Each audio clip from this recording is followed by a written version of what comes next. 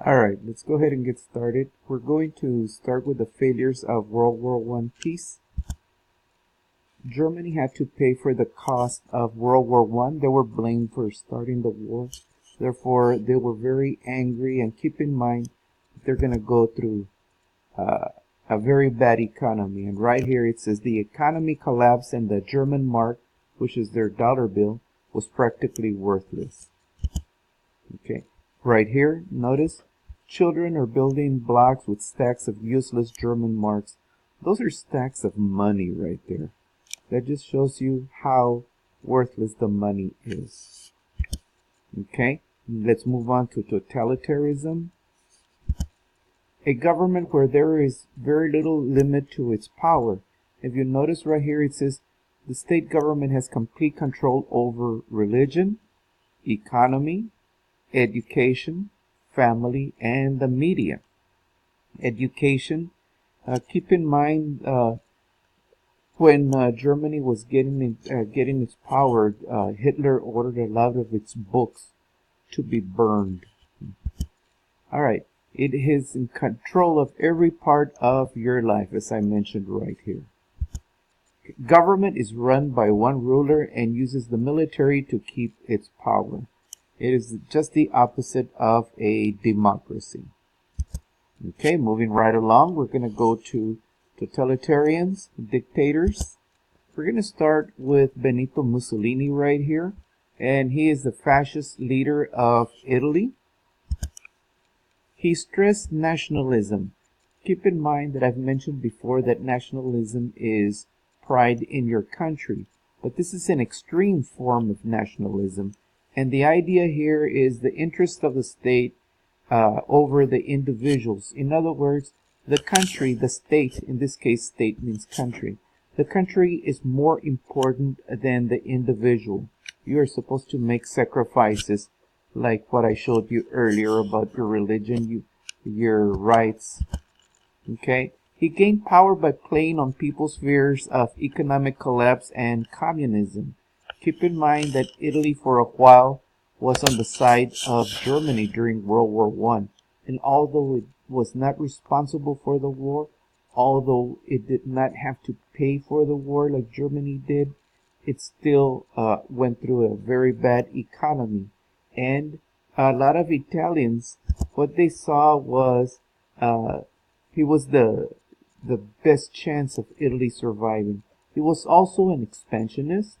And the idea here is to gain territories, gain colonies, pretty much like that unit on imperialism that the United States did.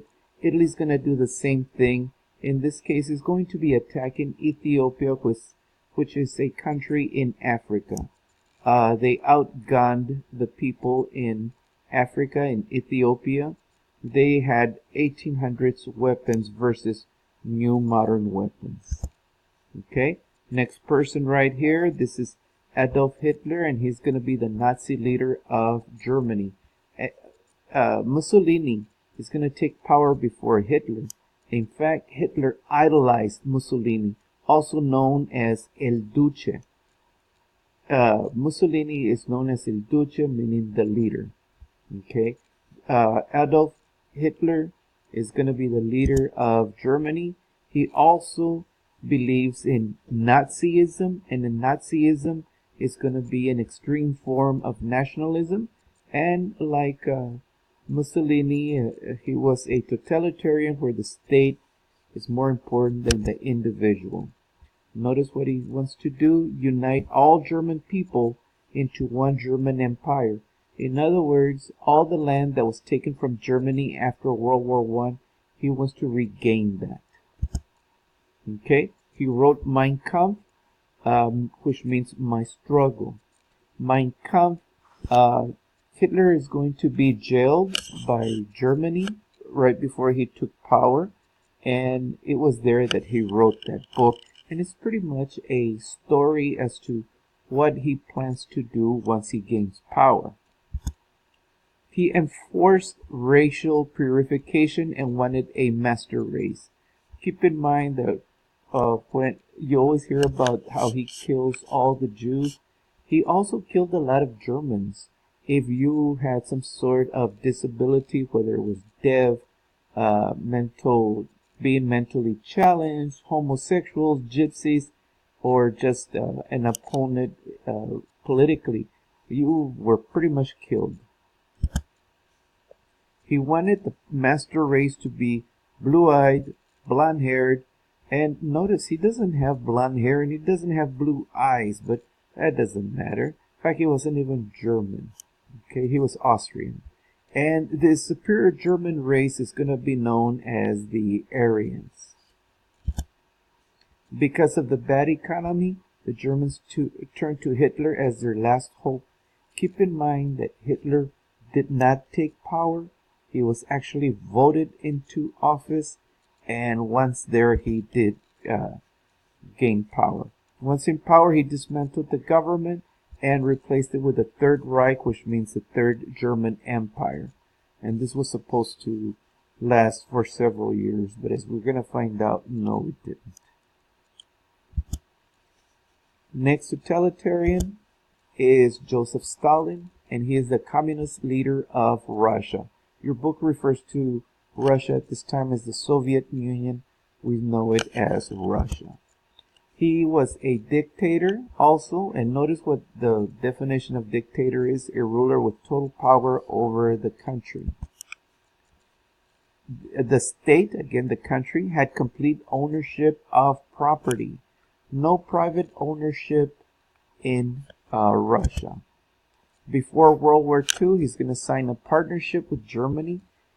He did not trust Hitler, and Hitler detested him and his political views of communism, but it was an alliance of convenience. Next down here, we're going to be having Japan. And as an island, Japan needed to conquer territories for their natural resources. And here are just some natural resources that he needed: oil, iron, rubber.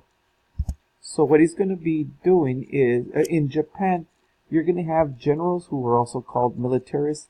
They wanted to gain control of the government from the politicians, and the politicians were anti-general, but the militaries, the generals, gained control, and once General Tojo was in control, they attacked Manchuria, which is a province of China, and as it says here, against the wishes of Japanese officials.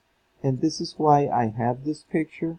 This is a picture of a Chinese baby, a few months old, and you notice he's crying, but you can't tell in the picture, but in the background, you see all the destroyed buildings, and his parents have been killed. And if you notice, the child is all dirty from smoke and blood. And that is why I put this, because it pretty much exemplifies what China is going to be suffering under Japan. The success of the attack put the militarists in control of the government. Not attacked, but don't put the ED. Success of the attack on China put the militarists in control of the government. Meantime, the League of Nations did nothing to stop the aggressive actions of the dictators, either Stalin, either Mussolini, and neither Hitler. So when they were not stopped, it pretty much is like the League of Nations is too weak, and let's just continue taking more aggressive actions. Okay? It only encouraged them to do more. Next, we're going to be tackling some political cartoons. Okay, the first one is titled "The Only Way We Can Save Her." Okay, and by that we're talking about Uncle Sam, the United States. If you notice, stay out for my sake as well as your own. And they're talking about democracy. In the background, you see Europe on fire. The Europeans are at war, and America is the last refuge of democracy. If you want democracy to survive, Uncle Sam in America needs to stay out of the war. So let's look again. In the late 1930s, America watched events in Europe with growing alarm. Dictators were destroying democratic systems of government and dragging the continent into war. These events divided American opinion. Some felt that America should help, while isolationists Those that felt the United States should not interfere were against getting involved in war-torn Europe. Keep in mind that several of the words are in bold print. Make sure you highlight those words. Next, over here, we see President Wilson, like his ghost, over the shoulder of FDR, and it says U.S. neutrality, and right here it says, I hope you have better luck than I did. Keep in mind that Wilson, his slogan for the presidency was, he kept us out of war, but eventually the United States got involved in a war, World War I, that we were not supposed to.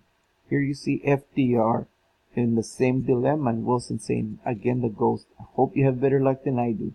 I hope you keep the United States out of war. President Wilson has promised to keep the U.S. out of World War I, but we still got involved. Only a generation later, FDR is in the same position, trying to remain neutral and staying out of World War II. Here he is signing a neutrality act that would allow us to trade with allies but remain neutral. The last political cartoon, or actually it is a saying, notice what it says, the peace, the freedom, and the security of 90% of the population of the world is being jeopardized by the remaining 10%, who are threatening the breakdown of all international order and law. Surely the 90% who want to live in peace under law in accordance with moral standards that have received almost universal acceptance through the centuries can and must find some way to preserve peace. Keep in mind the League of Nations is there, but it is weak. Okay? Germany, Italy, Japan, when the League of Nations, pretty much just said, stop, don't do that, they just dropped out of the league. So if you notice quarantine speech, this is the quarantine speech, and I'll talk about that right now.